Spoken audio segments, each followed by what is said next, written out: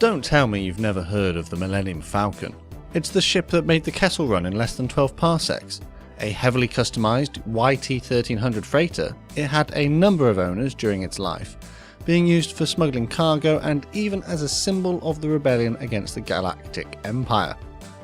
So let's buckle up our seatbelts and engage the hyperdrive as we blast our way through a build and review of the 1:350 scale plastic model kit of this infamous spaceship from Bandai. Hello there, Matt from Model Minutes here, and today I'm taking a look at this rather amazing little kit. I used this as a mojo build to help give me a little motivation and get back in the mood for modelling. Fortunately, I made a good choice and I was not disappointed. Looking at the box, there is a fantastic image of the Falcon with a planet in the background. Bottom left it says that this is kit number 6 and there is a copyright date of 2016. The rear of the box is completely blank as all the information is printed on the edges or the inside of the box. We get some information about the Millennium Falcon here, along with painting and sticker placement guide. It's a bit small for my liking, but it's okay. The other side has the typical safety information you can expect to find on this kind of product. Upon opening the box and removing the bag of bits, you see that there is more printing on the inside. An age warning here tells us that Bandai recommends this kit to those aged 15 and older. The lid of the box has the assembly instructions printed on it, and these are relatively easy to follow, if a little small and hard to read in places. There are colour callouts for paints here too, if you don't want to use the stickers that is. And yes, this kit does come with stickers and not water slide transfers. They look okay, being quite well printed, but personally, I've got a bad feeling about this. In this build, I will paint these areas instead. The plastic parts are absolutely fantastic though. You get 4 light grey sprues and 1 in black plastic. The plastic is relatively dense and I was unable to see any flash on any of the parts. The mould quality is exceptional with an unbelievable amount of detail visible in such a small scale. The light grey sprues hold the parts to construct the Falcon, whilst the black sprue features a display stand. So, without any further ado, let's start building. I'll pop a list of products I used on the screen here, so if you wanted to build your own, it would give you a starting point for the kind of colours you might want to get. I removed the parts from the sprues by cutting them with my knife. I then sanded any of the rough areas left over with a sanding stick. I will do this for every single part in the kit. I'm using Tamiya extra thin cement to bond the parts together as it flows into the gaps and seams, creating a strong join. Here, the first edging parts are being added to one half of the ship. This was then followed by the engine component and some more edging parts. All these components slot into place really snugly. The way Bandai have designed this kit is incredible. It looks to me that it would almost snap together, and the cement is only really being used as a courtesy to stop the parts from moving. The process of adding more edging parts continues until you have added them all to one side of the ship. The cockpit has to be added to one of these edges, but again, the design and fit of the part is great. There are some small parts which have to be added to the other half of the ship. They fit into cutouts so that an increased level of detail can be seen. With that done, the two halves of the Falcon can be joined together. I ran the cement along all the edges to help make sure it would stay put. Now the cockpit canopy part can be added onto its mounting point. This is then followed by the docking ports, which are glued onto both the right and left sides of the ship. The defensive dorsal and ventral laser cannon mounts can now be added to the model, but in hindsight I should have left them off until I'd painted those areas underneath them, as it would render that a much more difficult step later. The rec tenor, which is the dish on the top of the ship, can now be added. The build of the Falcon is effectively complete. Before I start some painting though, I'll quickly assemble the display stand. It comes in 3 parts, with the arm being slotted into one of the holes in the base, then the ball joint being slotted onto the top of the arm. Don't glue this bit on though, as it allows you to pivot the model into different display positions. The model is simply pushed into place, locating into the hole on the bottom. It's time to start some painting. I'm going to mix some Tamiya XF2 flat white with this Vallejo US light grey at a rough ratio of 2 parts white to 1 part grey. I added a few drops of Tamiya acrylic thinner X20A to help it flow. You don't really have to paint the model if you don't want to, as the light grey of the plastic is already quite close to the colour of the Falcon, but I thought this paint would help to add a little texture and variation. As you can see, it's going onto the model quite thinly, which is quite good for this particular kit as it will avoid leaving brushstrokes as it dries. The light grey plastic underneath will show through slightly, whereas if it was a darker plastic it would require a lot more layers to fully cover up. I painted the model all over and used about 3 coats if I remember correctly, making sure each layer of paint was dry before adding the next one. When it was dry, Humbrol 32 Dark Grey was used straight out of the pot to paint the various exhausts on the top of the ship. I used a really fine brush here to try and make sure the paint went in the correct places. This was a rather long and careful process, but I found it to be quite therapeutic. Next, Vallejo Black was thinned with a couple drops of thinner.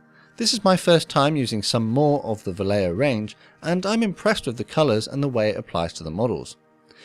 And you're probably wondering how I can afford to keep trying out these new products and getting new kits. And it's thanks to people like these, my channel members here on YouTube and my patrons over on Patreon. If you would like to join them and get perks in return, take a look at the links in the description. Also, I'd like to take this chance to welcome my newest members. They are John and Stephen on Patreon, and David here on YouTube as a channel member. Welcome to the club. Anyway, back to the model. The Vallejo Black was very carefully painted onto the window panels on the cockpit. I tried my best to avoid the frame lines, but I would have to go and tidy them up a bit later. I dry brushed some of the Vallejo light grey onto the painted window panels to give an ever so slight hint of glare.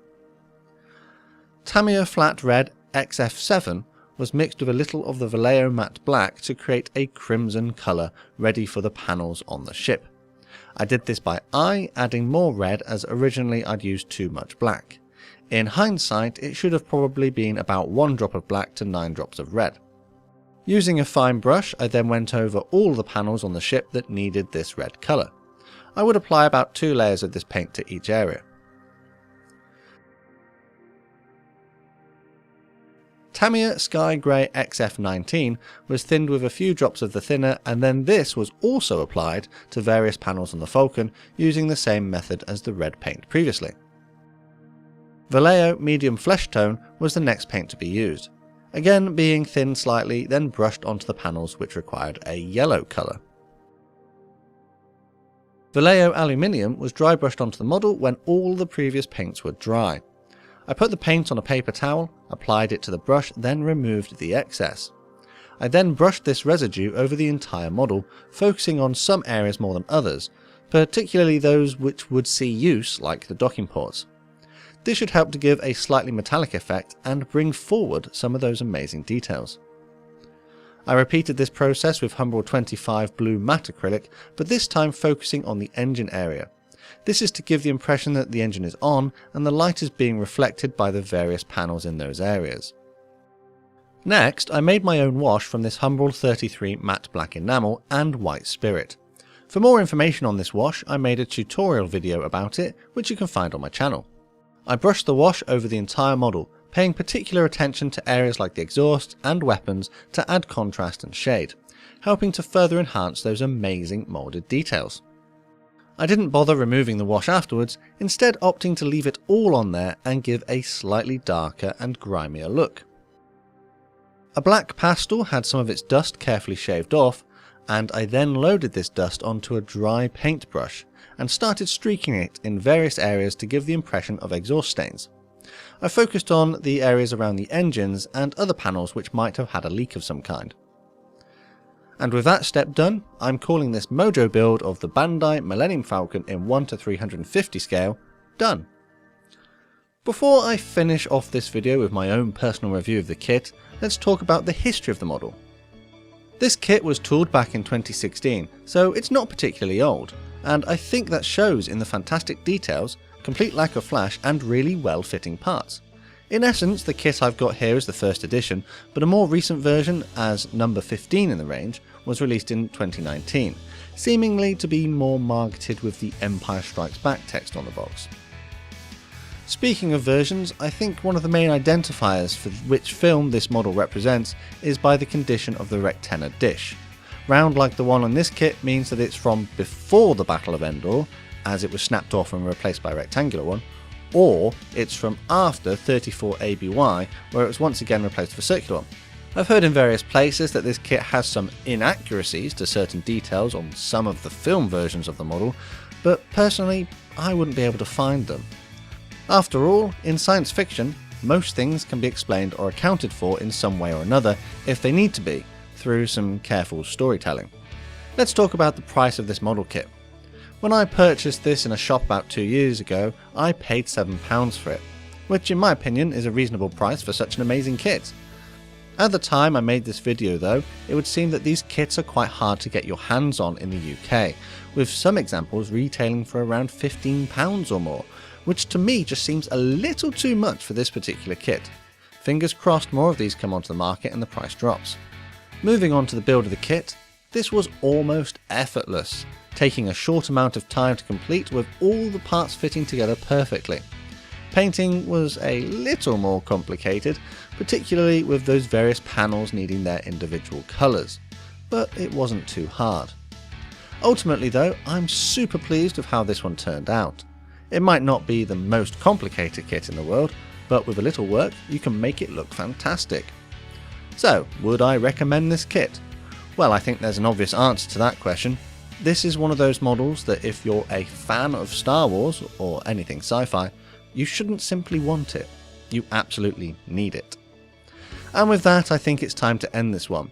If you enjoyed this video and would like to support my channel for free, click that like button and subscribe with notifications on so you never miss a modelling video. Feel free to leave a comment letting me know what you thought of my build and any suggestions you might have for future videos. You can connect with me on social media too, links are in the description. Finally, a massive thank you to you for watching, and I'll see you on the workbench next time. May the Force be with you.